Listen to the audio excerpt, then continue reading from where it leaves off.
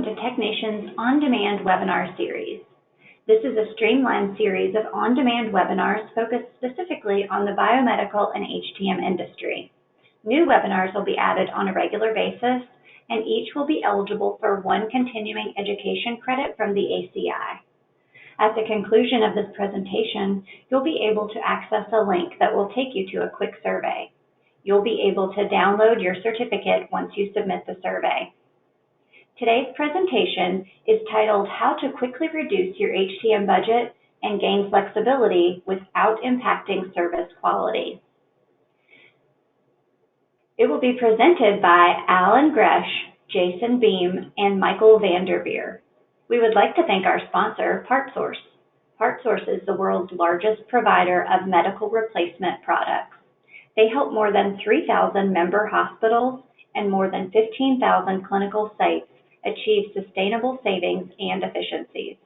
For more information, please visit partsource.com. As I mentioned earlier, our presenters today are Al Gresch, Jason Behm, and Michael Van Derveer. They will discuss how healthcare technology leaders can quickly reduce their budget and flexibility without impacting service quality. Al, you may begin whenever you are ready. Well, thank you, Jennifer. I appreciate the intro.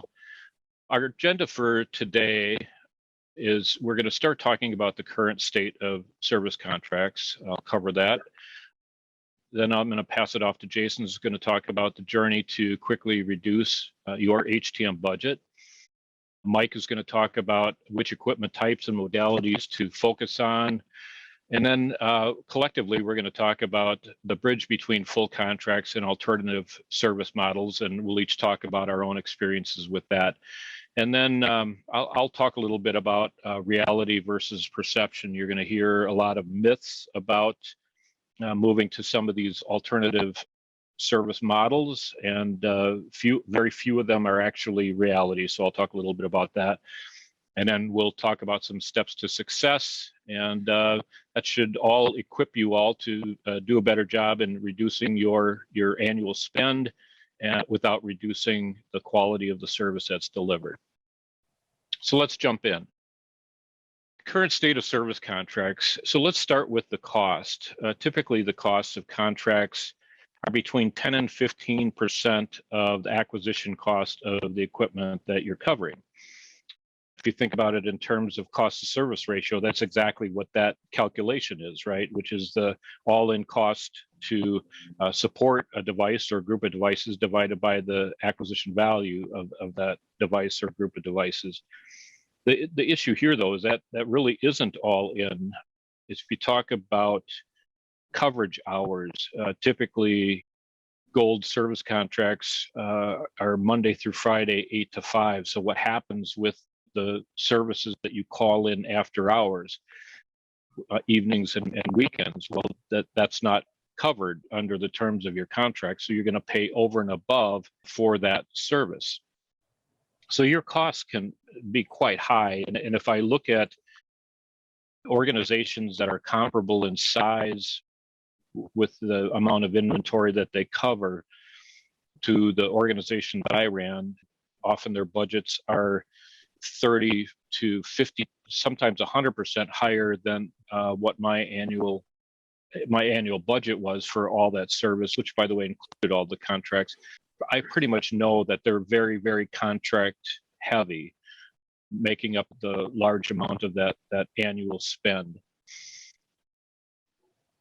Let's talk about what else you don't have with service contracts. Often you don't have visibility over your actual spend.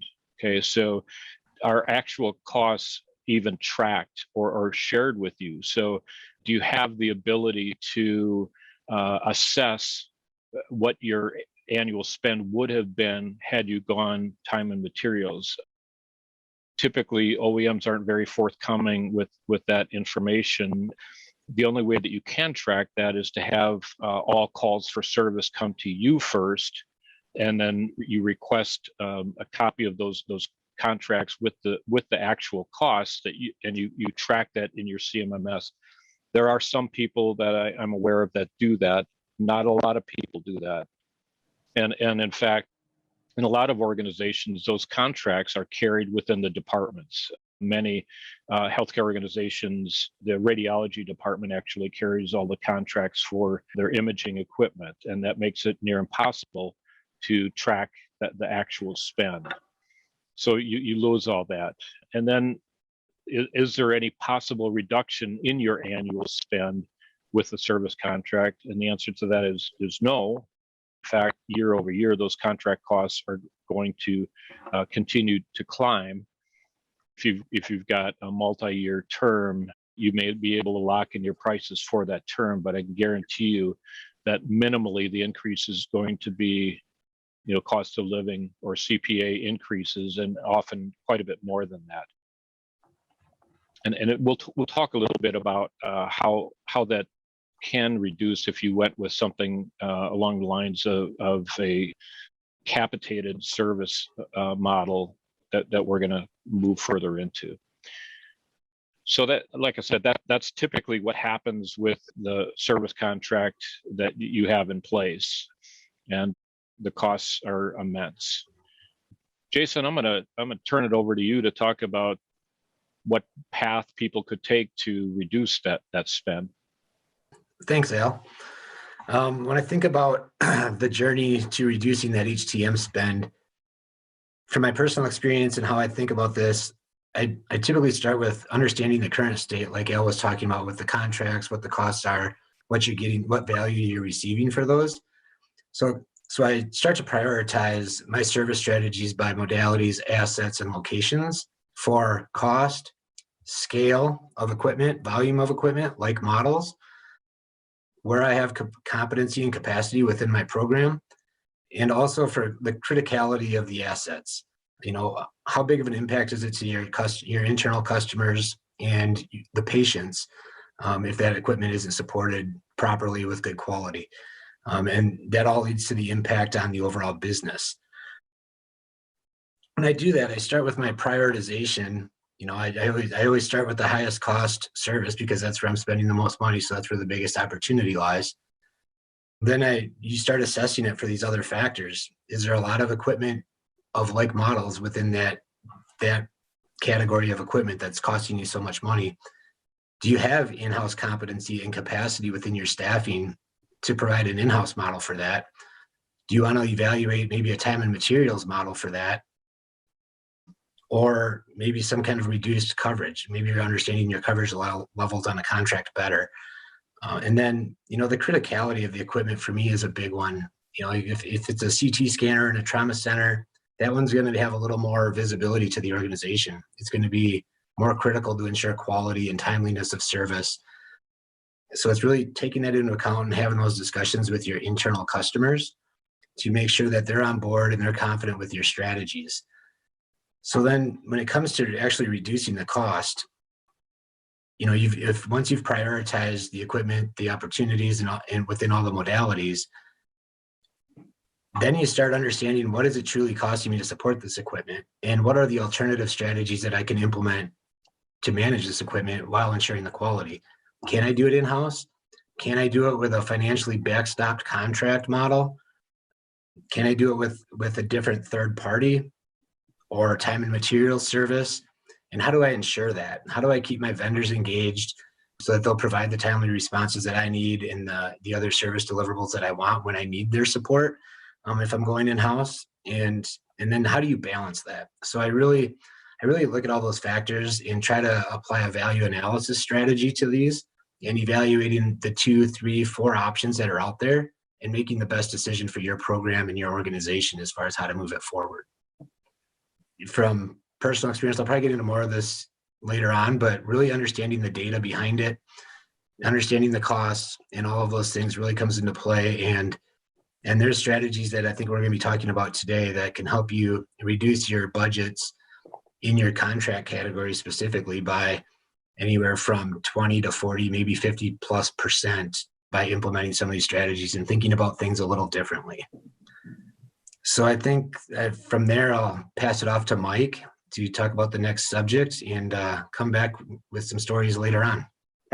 Thanks, Jason. I actually was following your path and in the first step, after doing the analysis, looking at my higher end modalities or my most expensive service contracts, I knew that I wanted to get somehow closer to an in-house model, knowing that the best way to have a very rapid response time and address as much of the service as possible is to have my own team do it. But it seems like a daunting task when I look at dozens and dozens of service agreements that vary greatly in manufacturer and types of equipment. And it's how do you wrap your head around that to try to get closer and closer to an in-house model, but do it in a methodical way that is both financially sound, but also a safe method to be able to provide the best possible support for my customers, my departments. And I went through the exercise of categorizing the modalities. So much the same of the early stages of your journey is to look at the service contracts that I had in place, which again varied greatly from a price, from a term, from a structure, but to put them into categories of a low-end X-ray, which I generally defined as my C-arms, my ultrasounds, my portable X-rays, nuke med or mammography, some of which I had full service contracts on, some of which I had already shifted to a time and material basis. I looked at specialty biomed equipment, service contracts that I may have had in hard to drive to areas. Even if I had an anesthesia skill set, I had satellite facilities that I just didn't feel comfortable deploying a technician at a rapid speed to be able to get there adequately. And I carried service contracts, some of these specialty biomedical items. So my thought was, instead of having dozens and dozens of contracts, how do I shift those down to a more manageable basis and do it where I could staff accordingly and develop a service solution accordingly? I had high-end imaging, like CAT scans, MRIs, IR cath labs, and fluoro. I carried service contracts, and I had a last and final category of proprietary and bleeding edge equipment. And each of those I looked at strategically of how was I going to slowly, methodically make the appropriate decision for how to service those assets in the future. And my goal was to build out capabilities of my imaging team one way or the other. Now, if I look at, do I hire first and train? I end up double paying. I have service contracts in place, but I also have salaries for those technicians and training expense to bring them up. Do I look to reduce those to first look contracts? Just the same, I double pay. And if I just cancel first, then I assume an unknown financial risk without a methodical service solution. So from my experience in running my hospitals, I needed a way to remove assets from those service agreements, but to do it safely, where I could track the usage, I could staff and train accordingly, I could measure the abilities of my team, and then I could slowly shift the service responsibilities away from the OEMs to independent service, and from independent service over to my team as their skill sets increased. So for me, my bridge, I had a focus to establish a model where, one, I needed to first establish a vehicle to cancel those contracts, to make the assets available for whichever service strategy I was going to choose for those assets. Two, establish a non-in-house service model. So I had to select my vendor partners of who was going to service each asset when they needed preventive maintenance or failed. And three, establish the in-house model and then transition from the external suppliers to my in-house. So I leveraged a firm that specializes in transitioning service contracts with ultimate flexibility. So it's a service contract aggregation firm. And I canceled the 3 of my 4 categories of service contracts.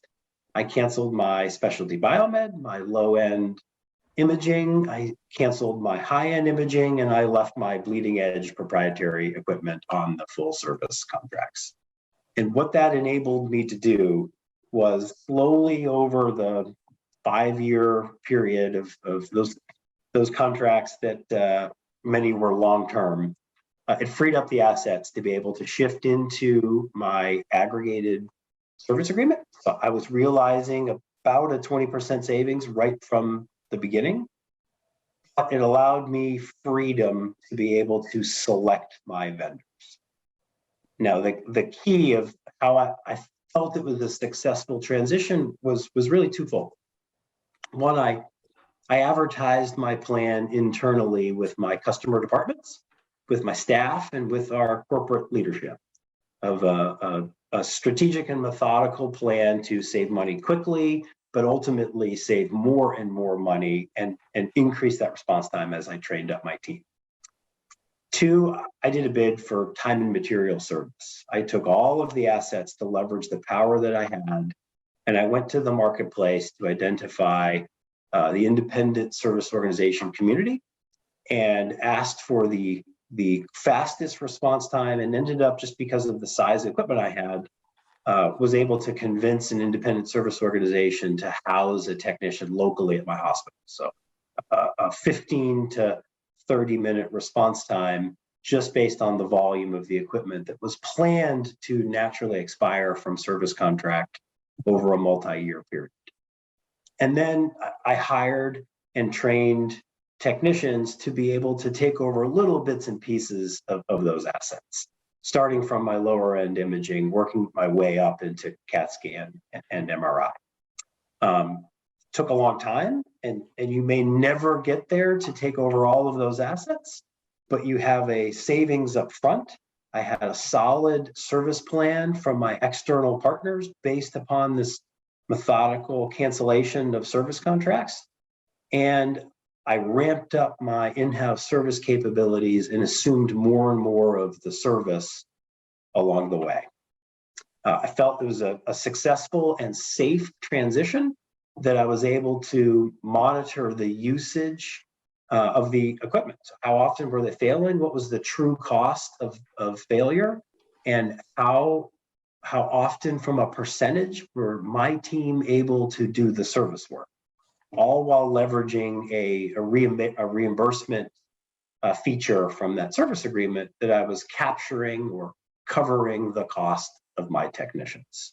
And as I progressed year over year, I took over more and more of the responsibility of service for those assets. Now, Al, I know you have a similar experience and a similar goal, and wanted to get your opinion of how you implemented a bridge program in your organization. Sure. Thanks, Mike. Yeah, very, very similar. We started down the path of wanting to move service to in-house, but we didn't know a lot about what the actual service costs or number of service events were, and how we would need to staff. And so implementing a capitated program, which is what they called it, and I used 3 different organizations over that period of time. Started out with specialty underwriters, used an Aramark program for a while, and then towards the end of it, Remy Group we had done some things with, but it was always intended to be a bridge where we were going to go from full OEM service contracts to full in-house, and it took time to do that. But the advantage of that bridge is, right out of the gate, we were able to reduce our annual spend by, as you said, 20 to 25%. And who doesn't need that today, right? who doesn't need to save that money in a way that doesn't impact quality of service? And I think that's key, is that in many cases we utilize the same service organizations that were doing the service previously. So that took away some of the fear that the clinical department had. But it just similar to what you had done, Mike, it was, we had people trained in certain modalities. but they weren't servicing those things everywhere, right? As you mentioned, you had some outlying buildings or hospitals that were a little bit harder to get to, and perhaps you didn't have the same level of staff at those smaller outlying hospitals that you had in your larger urban hospitals, right?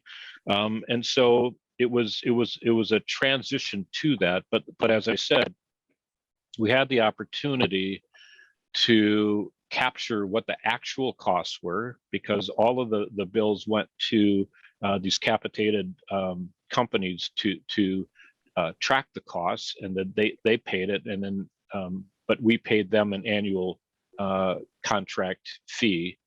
And then I alluded to earlier is, do those full contracts offer you the ability to decrease your annual spend? And they don't. And even when in the situations where we got 20 to 25% off the top, in addition to that, if our actual spend came in less, that we actually got rebates for that. So that, at the end of the year, so there was a potential there to even reduce that further.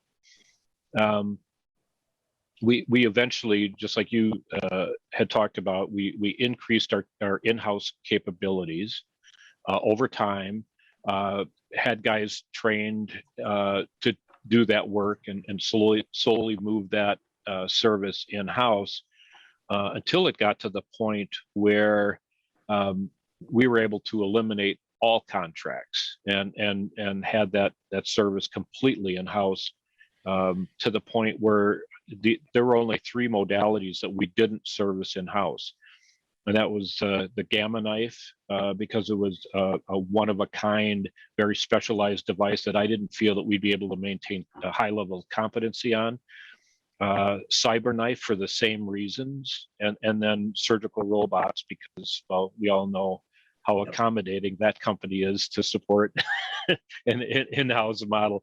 And they're the only game in town. But other than that, we did all of the service in-house, got better service, faster service at a lower cost.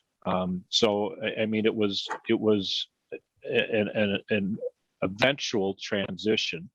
But I think one thing that's key to this, that for anybody that's going down this path, is I talked earlier about how service contracts are housed within clinical departments. You have to work with your finance people to move those to the HTM department, number one. The second thing that you need to do is to aggregate those. So like I worked in a 15 hospital system, right? And our department became a corporate department, and we pulled all of those costs into a corporate budget. What did that do for us? It helped us to do exactly what the capitated programs did, which is to share risk, right? So if I had a CT tube blow that I hadn't budgeted for, I had the ability to share that risk across my entire organization, right? So I didn't take big hits. I think that's one of the fear factors that drive a high percentage of contracted service, right? Because, I mean, let's be real. Those clinical leaders, their annual bonus is based on hitting budget, right? Or at least a good portion of it is. And if they're under service contract, then there's a better chance than not that they aren't going to blow their budget with a single failure, right? But we were able to accommodate the same thing by sharing that risk across our entire organization. Jason, I'm interested in your journey and the path that you took here, and how that played out for you. Sounds good. Thanks, Al. My journey has a lot of similar components as both Mike and Al. I think I just started my journeys a little more aggressively. So might see Mike's chuckling. He knows my story. I started by dropping all of our contracts. And we did that with the support of a financial backstop working with another company, but that provided that capped risk for us financially. So at that point, the financial risk was off the table. There wasn't one. In doing that, there was a lot of angst with my clinical peers in the leaders of the radiology, cardiology, surgery departments that were dropping all of our service contracts. I met with all of them. We talked about what that meant. We actually had joint meetings with our vendors at the time. So we explained to our vendors with a unified front of our internal resources that, look, we still need and we still appreciate your service and what you offer, but we're changing the way that we pay you.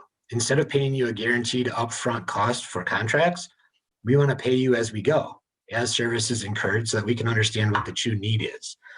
The vendors didn't necessarily always like that initially, but they still wanted to sell us new equipment, and they still wanted to be there to make some time and materials revenue.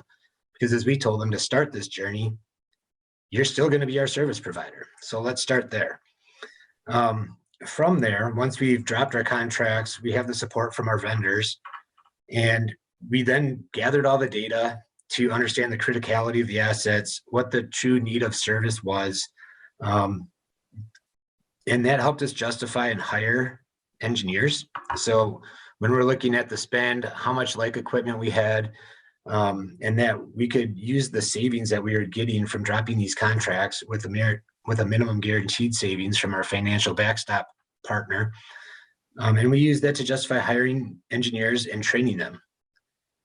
All the hiring and training actually enabled our ability to go from our minimum guaranteed savings to ultimately we are up over 50% savings as our program matured. We were able to hire our resources and we understood the risk and where we could add value. From there, it was really just a matter of tracking our performance and our cost. If we kept our costs in line and our performance was good, our quality was good, customer satisfaction was a very important factor in this. We had to keep our end users happy and satisfied to make this successful.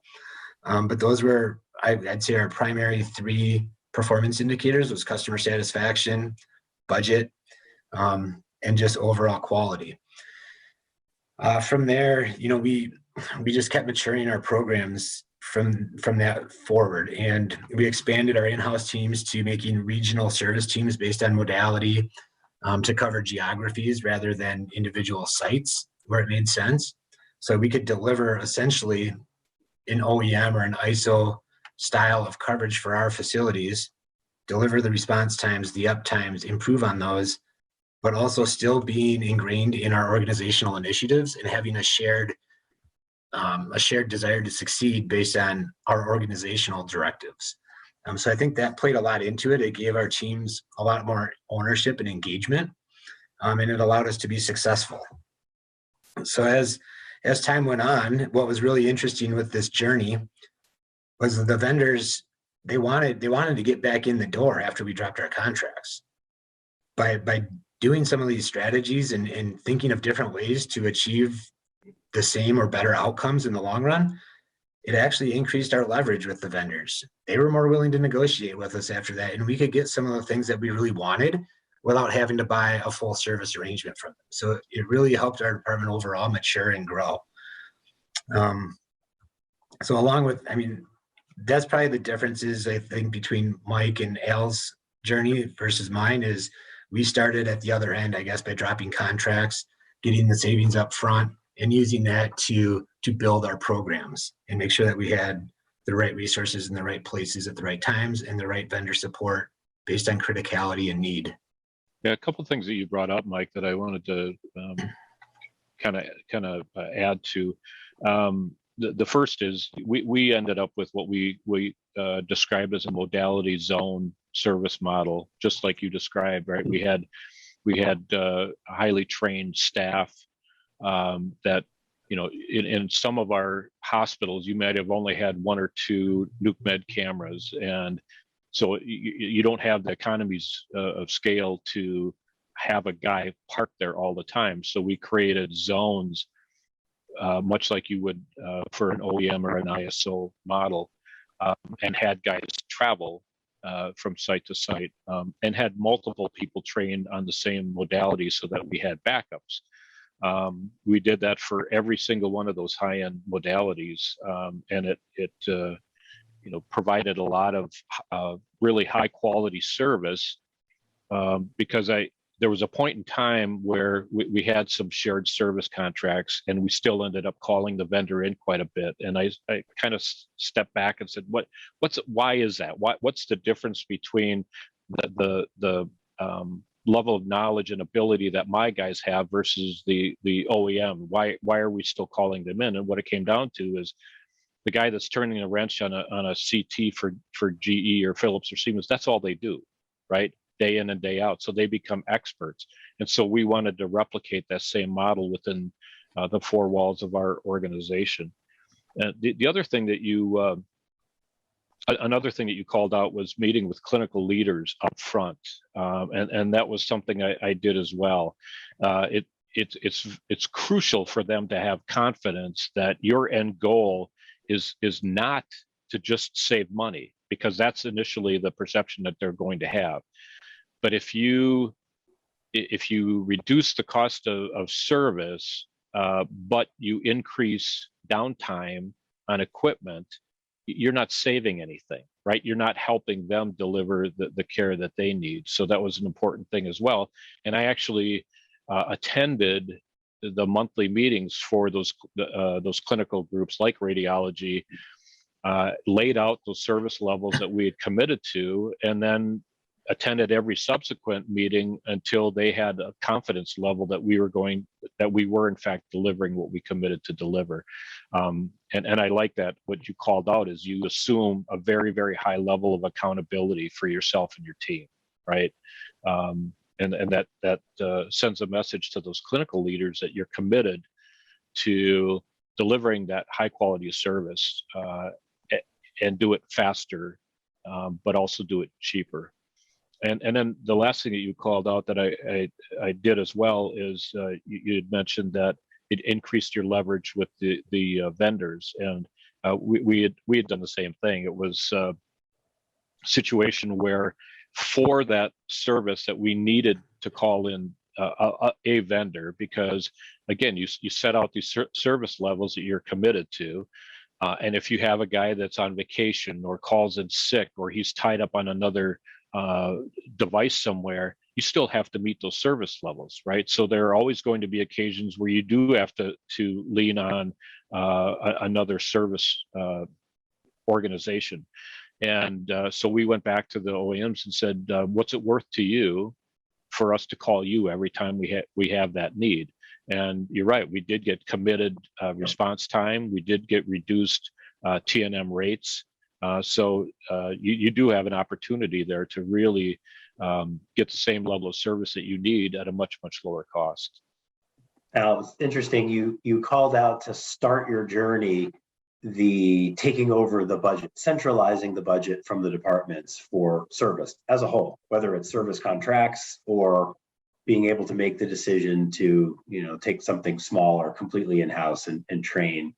I had to do that as well. And what it reminded me of is what I found when we went to the departments and shifted that budget internally to clinical engineering is my departments were also responsible for making the capital asset purchase independently of each other.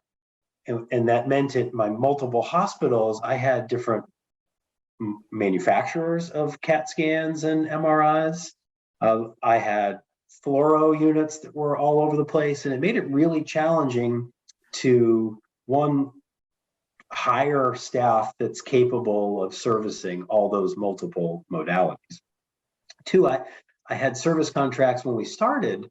On the rare occasion when I had the same manufacturer model combo at my different hospitals, I had two independent service contracts with different start dates and end dates, sometimes different coverage levels, and definitely different pricing. So just to wrap my arms around what are all those contracts gave me the power to be able to make some decisions.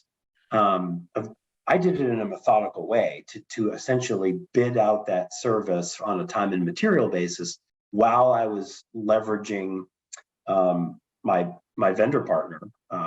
I had used Remy in that case for some similarly that you did.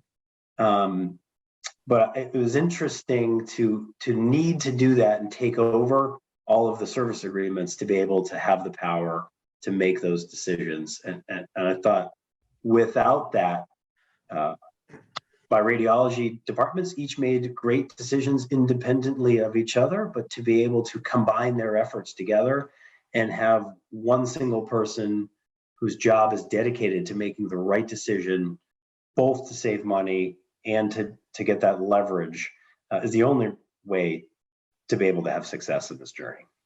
Right. It's interesting you guys talking about centralizing the budgets.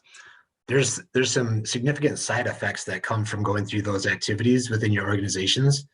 I've done that at 3 different organizations now, and each one was very similar in that the repair and maintenance budgets and the contract budgets tend to become somewhat of a little bit of a slush fund for the individual departments. They can bury some minor equipment purchases in there. They can do other things with those budgets. And by consolidating and aggregating those, you're actually driving additional savings that nobody had visibility to before that aren't related to the cost of service.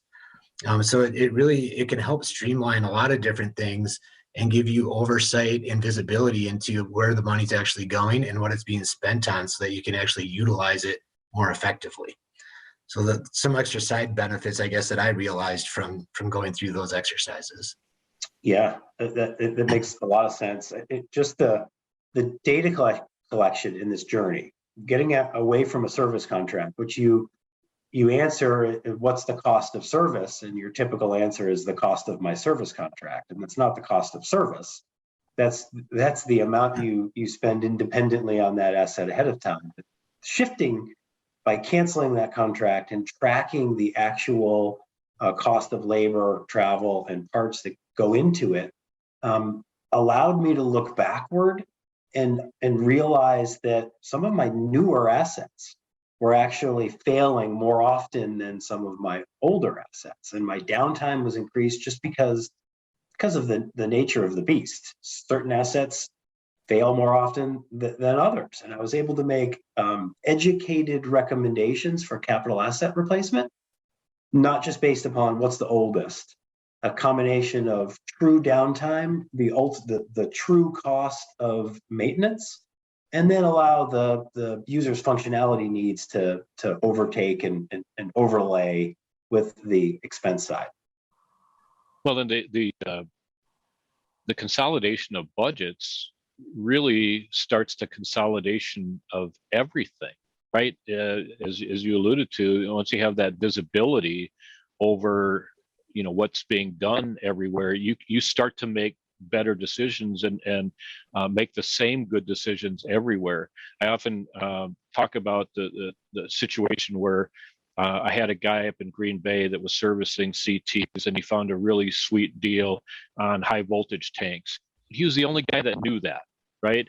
And so the guy that was doing the same work down in Kenosha didn't have that knowledge, and so he wasn't buying from the same source. So I mean, that's just started a process of then centralizing our parts acquisition, and eventually got to the point where I took that completely away from the technicians, because I wanted them to do what I was really paying them to do, which was to work on equipment, and let somebody else that had the expertise to do the parts acquisition do that. And they would evaluate the quality of the parts that we were getting. They would evaluate the timeliness of the parts being delivered. They would track things like DOA rates and early failures of parts that we were getting. And so we did better on that. Saved money at the same time. We had the ability to aggregate those costs across the entire system and leverage that volume. Our PM kits, we had visibility over what we were going to need for the entire year, and we would buy all that stuff. And think about the downstream impact of that. We didn't have the higher shipping costs because you didn't have a technician in the last week of the month saying, "Oh crap, I forgot to order this thing," and then paying overnight shipping costs to have the thing brought in. We got very proactive about all of that stuff. And early on, I talked about the cost of contracts, which will run you minimally between 10 and 15%. At the time I left that organization, we were at a 4% cost of service ratio across the entire enterprise, and that's how you get there, right? Is you aggressively look at every part of your business and the best ways to do that, and by centralizing and consolidating your operations gives you the ability to drive that. Yeah, Jason? Alex. Yeah, I was just going to add that we're all talking about the value of centralizing these budgets and these programs and becoming a corporate entity within your organization. A lot of people struggle with, how do I do that? Right? That's a big obstacle to overcome in a lot of cases. And what I've found is meeting with your financial peers, your VPs of finance across your organization, allowing them to understand what the impact is globally for your organization rather than just their specific area of charge. Mm-hmm. It really lends itself well to broadening everyone's perception and reality of what this could be. A lot of them were scared about going into this corporate program and consolidating these budgets because they had cost accounting at each individual facility. So it was through those discussions that we were able to get the finance teams comfortable with the strategies and develop an allocation strategy so that each hospital was contributing a fair amount to the program and receiving the fair amount back in results with savings. So once we did that and we were able to implement those strategies, get the finance folks on board from all of our locations and the central office, it was like the brakes were off and we were off and running and everyone was thrilled. The biggest thing from that point forward was ensuring end user satisfaction. So the clinical satisfaction with the service was the only thing that mattered anymore. And we were able to implement whatever wild strategies we wanted, as long as we could justify the impact and maintain the customer satisfaction. Well, once you deliver on what your commitments are, you gain a ton of credibility, and exactly to your point, Jason. Once you have that, every program that we brought with the opportunity to save money and better outcomes and results, almost got to be rubber stamped because we had that level of credibility with our senior executives, particularly in finance. Yep. Yeah, I would agree. So Mike, how did you work with your finance folks to make that happen? It's interesting. I might be the rare exception where my supply chain team found that the department directors were buying the Cadillacs of service contracts, and it stood out to them that everyone's asset is the most important in the hospital to them. And when they have their own budgets, it was OEM service all the time. Majority were going deeper into whether it's extended hours or after hours coverage that really wasn't necessary looking backward on it. So it was highlighted of a question of how do we get organized and take some of those final decisions of buying maintenance away from the individual and look at it holistically across the system. And that's what kickstarted the data collection. And it was an export of a contract code. And I ultimately did have to go through the painstaking original process of gathering PDF files of all those agreements and organizing them and sorting them by contract expiration date. I actually leveraged my vendor partner in Remy to do a lot of that for me. I threw over a pile of PDF files and let them organize it, sort it, subtotal it by hospital code, and come back to me. And it helped me get organized on those 4 categories to make some decisions of where did I want to go, how was I going to do it. It sort of laid it all out, and I use that as part of the package. And it was my deliverable to go back to supply chain and finance and say, here's how you do it. Now that I have all the information, it's an immediate transition of the remainder of the financial responsibility into my budget. I categorized them as service contracts. I had time and material and parts. Those are it. I had 3 categories in my budget. And then I immediately attacked the service contracts to try to push it as much down into the other 2 categories as possible. And with that plan, along with the bid, mine was ahead of time to be able to bring in that service strategy and commitment. It was a rubber stamp at that point in time. My main job was then to deliver and report incrementally on how it was going through that. It was a multi-year journey to be able to finish up the service agreements that were signed, years ago, the longer term contracts, and it gave me more and more power to be able to then renegotiate as I had more assets under management. Yeah, I want to move on to talk about perception versus reality. We all kind of talked about how the clinical departments had a little bit of fear, not a little bit, a lot of fear about the direction that we were wanting to go, and of course the OEM folks that they're used to dealing with are providing a fair amount of FUD and about what will happen if these contracts get canceled. So I want to talk a little bit about that. And the first was that they will receive a lower level of both service quality and response.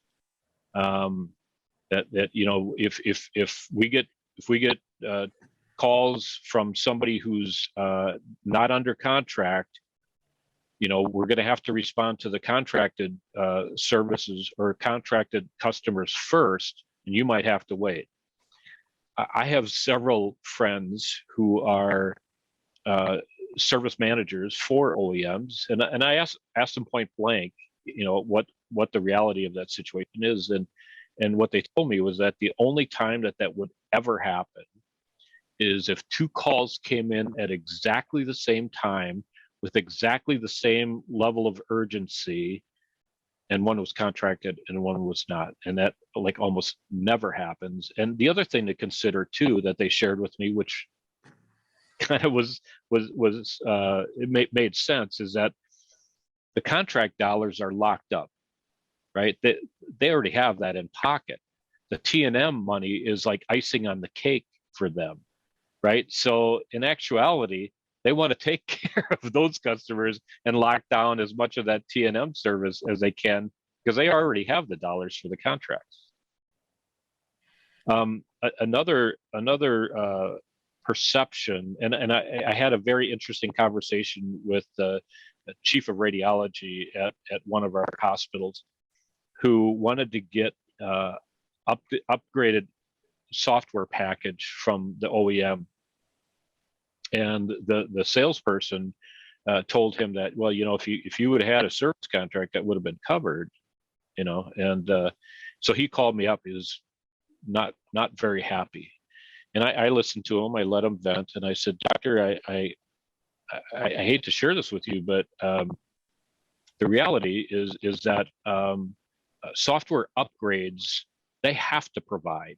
So if there's a bug fix or something like that fixes something inherent within the software that's a problem, they have to fix that. And we don't have to pay extra for that. But if you're looking for something that is a new feature or functionality, whether you have a service contract or not, you're going to have to pay extra for that. He said, well, that's not what the guy told me. I said, well, the guy lied to you. So he was going to turn around and make that salesperson's life miserable, I think. But I mean, that was another perception that's thrown out there that doesn't line up with reality. So I'm interested what kind of things you guys saw that where reality didn't line up with the perception. I would go back to your first point, Al, about response times and vendors showing up when you need them if you're not contracted. In my experience, in rural northern Minnesota and North Dakota, we never experienced that, for the reasons you talked about, Al. The other reasons are service drives OEM revenue. If they deliver poor service and they're not supporting their customers, they're not going to be able to sell new equipment. So service is very important to them to maintain those service levels, no matter what your payment strategy is, so that they can keep selling sockets. And with those two caveats, most of our service vendors, we never had an issue with. The ones that were trying to make false claims and telling our end users that they wouldn't get serviced and things like that, we would call them in and have a sit down and have a meeting with them, their bosses, and our teams, which was HTM and the clinical leadership. Some of the radiologists, if they were really concerned, or cardiologists would participate. We would listen to what they're claiming. We would call them on the BS and make them explain it in front of their actual customers. And at every one of those meetings, it ended up that they were going to come and support us on a T&M basis with no different service responses. So it's really the ones that are difficult, call them on it. Most of them will just service you because they understand the bigger picture and selling of the sockets and having that percentage of the industry in their space. Yeah. That's what I found. Of who you talk to within the OEMs. It was my, service contract sales was trying to sell service contracts, and I was going to go to the bottom of the list. But there's different people at the OEMs that we're working with at a corporate basis, and they're trying to sell new assets. So you bring the right people in the room, you're competing with the other OEMs to try to sell my next fill in the blank modality. It means that when you place your service call, it's a first in, first out. And I actually had such a good relationship with my OEM service managers that I had several of my emergency department CAT scans that I took off service contract, and they're my most important asset in the hospitals. When I made a 8 a.m. time and material service call, I put a phone call in and said, "Hey, I'm hard down." And he would do the right thing and evaluate the assets he has under management in his regional area. And because I have a critical asset, he redeployed from the preventative maintenance visit from a contract customer to the hard down corrective service for a time and material customer. And that all goes into leveraging a bit of the capital asset purchase, but keeping your relationship with your OEMs, because we do use them for service on a regular basis. The revenue on time and materials, even outside of a canceled contract, sometimes could be more than what they were making under that annual service agreement. It all depends on how that year goes for me and for them. I felt comfortable on the whole and the average that I would be better, but that's why I put my REMI agreement in place, was to measure that so I could do it safely and take my savings and look back afterwards. So my experience is similar, that I had to listen to my sales rep tell me I was going to the bottom of the list, but with a little guts and pushback, it never happened.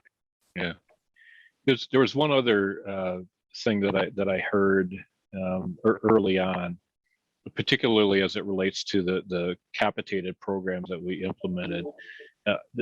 Many people equate it to an insurance company, right? And so, they're going to try to deny coverage, right? And so, if there's a situation where, let's say, they might attribute it to abuse, well, they're not going to pay for that. Well, actually, it was the opposite. Do you know any OEM that would cover an abuse situation under the service contract? I don't. And I actually had better luck with the capitated program covering those expenses than I ever did when we were under full service contract. What were your guys' experiences with that? Those are interesting, Al. The upgrades and what you're just talking about, both of those are additional costs to a service agreement if you want that covered. Mm-hmm. So nobody covers them unless you pay for it. So it's just a matter of how you want to pay for them. Do you want to pay for them in a contract that maybe you'll get an upgrade once every 3 to 5 years, depending on when they release them? Or do you want to pay for it as you go? And with the upgrades, it's added functionality. It's actually, and they're usually so expensive, it usually classifies as a capital purchase anyways. Right. So having conversations like that with finance and your vendors over how you're going to pay for them and why are you going to give me a 60% discount if I buy it in a service contract versus if I buy it as a capital upgrade, what's that? And just having those conversations and understanding it and negotiating a little bit, you can really keep your service to service and your capital upgrades to capital upgrades and have all the money flowing to the appropriate buckets and really be able to manage that a lot better. Yeah, I think that's fair. I was paying for accidents, but abuse to probe droppage, coil damage. Those are things that the OEMs were not handing out for free. I think on my capitated program, it was highlighted. That's actually what I liked about it. It was no better, it was no worse, but at least I could record what that was and do a comparison to the rest of my expenses. So it was kind of nice that it's like my checking and my savings account all being together. I can look at one place to really understand what my inclusions were, what my exclusions were, and then how do I manage those exclusions? Are there things that I started charging back my departments for droppage. Although I had the budget, it was penalizing the department for letting a probe crack or bite marks on a T-probe. Those are things to be mindful of how the equipment's actually cared for in use. Well, what's interesting, Mike, you're talking about charging back. I used to call it out the first time or the first two times, and if it became a trend, it gave us the ability to have those conversations with the end users in the clinical departments to implement training on how to care and handle this stuff. And that's where you truly reduce the expense related to damage and misuse and things like that. It's really in retraining and care and handling rather than trying to figure out how to pay for it in a capitated model or in a contracted model. It's how do I eliminate it and minimize it? Yeah, the cheapest service is no service at all. Right. Yeah, that was a big thing with I think you call it out, Mike, ultrasound probes, but also flexible scopes. Right, a lot of it was damage due to mishandling, and by having the ability to track those things and benchmark costs between similar departments, we identified those things proactively, and as you said, Jason, get out in front of that and go do some training to help eliminate those. Well, listen, this has been a great discussion. I think we're coming up on time here, but any final thoughts from either one of you? I think we've outlined what we intended to today to talk about, our different journeys toward reducing costs in our organizations without reducing quality or response time, and the ways to get there. Any final thoughts?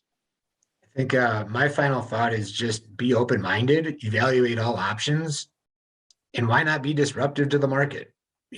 That's how I've always looked at things, and I guess that's my closing thought. Yeah, I think don't be fearful. That's what I would say. Is hopefully we've provided some advice of what's worked for the three of us today. Take control of your budget, leverage a partner, don't be fearful. With cancellation and power comes ultimate choice and freedom. Yeah. Well, thank you guys. I couldn't agree with you more. Mike, you must have read Ryan Holiday's Courage is Calling, because he talks a lot about that kind of thing. Is don't be afraid to take on the things that are going to be disruptive and have an impact. There isn't a single healthcare organization that doesn't need aggressive cost reductions, and I think these are great ways to deliver that. All right, thanks, guys. Yes, thank you. Thank you. Thank you, Al, Jason, and Michael. This concludes our on-demand webinar. If you enjoyed today's presentation, you might enjoy our ongoing series, Webinar Wednesday. You can find a calendar of upcoming live webinars as well as an archive of on-demand webinars at the URL webinarwednesday.live. To obtain your certificate for 1 CE credit from the ACI, please remember to click the link located below this webinar title to complete the survey. If you have any questions, you can reach us at webinar@mdpublishing.com.